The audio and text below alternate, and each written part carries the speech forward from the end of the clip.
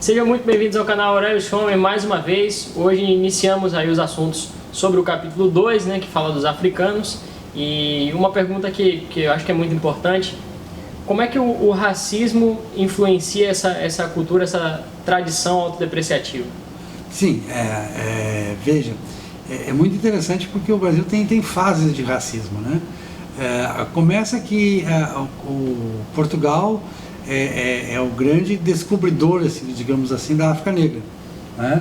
Embora, claro, a África Negra já fosse bastante conhecida por causa do Mediterrâneo, desde a época de Roma e tal, né? Não era desde quando a cultura romana, que dá origem à cultura portuguesa, que se conhecia isso. Mas Portugal vai ter esse recontato muito forte, porque as descobertas portuguesas do século XV o levam para Senegâmbia, como se falava na época, para a Costa da Mina, para todos esses lugares.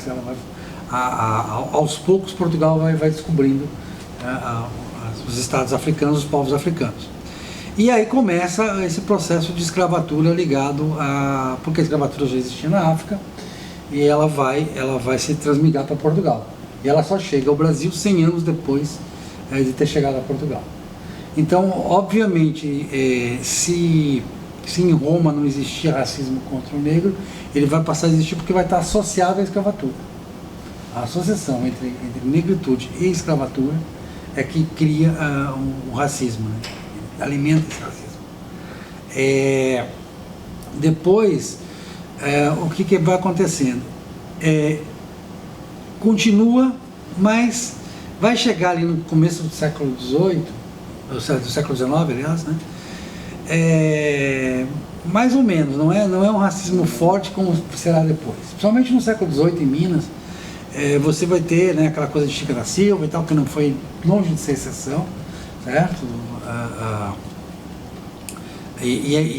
Os africanos especializados em trabalho de minas, já vinham especializados da África nisso, então eles vão ter uma certa valorização. O pardo sempre vai ter um lugar bom na sociedade brasileira, relativamente bom, principalmente quando não é escravo.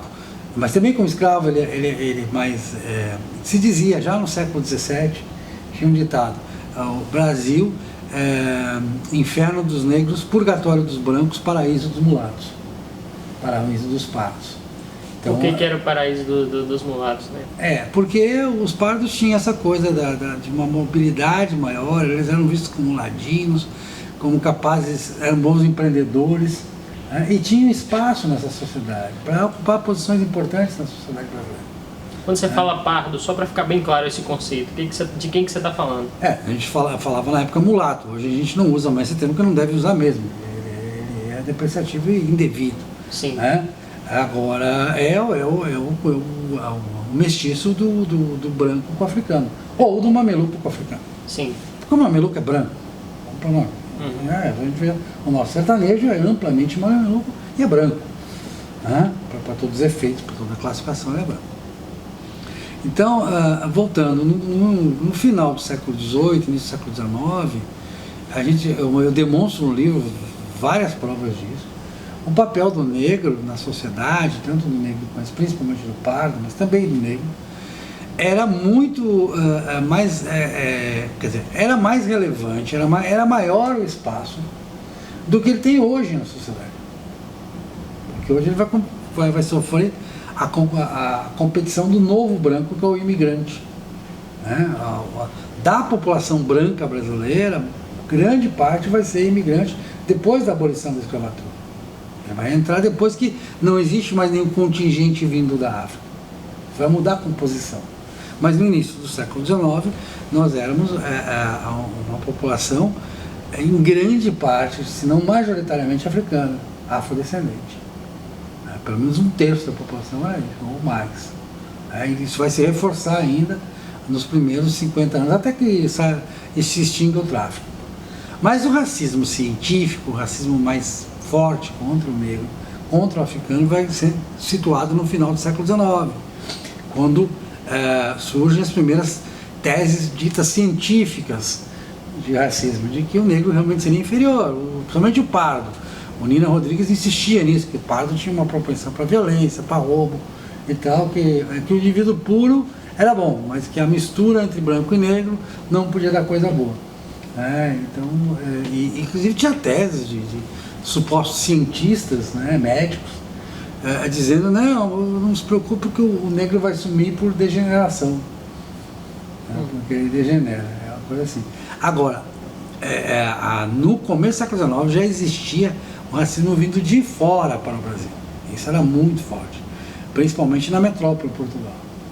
Porque Portugal, embora tivesse seus próprios africanos, afrodescendentes, o cruzamento foi clareando de tal modo ao longo do tempo que não sobrou muitos. Então, existiu, por exemplo, nas cortes, em 1821 e 1822, deputados que se referiram aos brasileiros como negrinhos. Isso num tom jocoso, depreciativo. Sim. Então, o racismo, no começo do século XIX também se tinha muito medo do negro, né, medo dessa maioria negra, em função da revolta do Haiti, que eliminou os brancos lá. Então, da Revolução Haitiana, existia um pavor também. E as revoltas que aconteceram aqui, Malês e tantas outras, que eu conto as revoltas todas. Né? Sim. É isso, então o racismo foi muito forte. Perfeito, se você gostou desse vídeo, não se esqueça de se inscrever no canal. O link para a compra do livro está disponível na descrição. Não deixe de nos acompanhar sempre.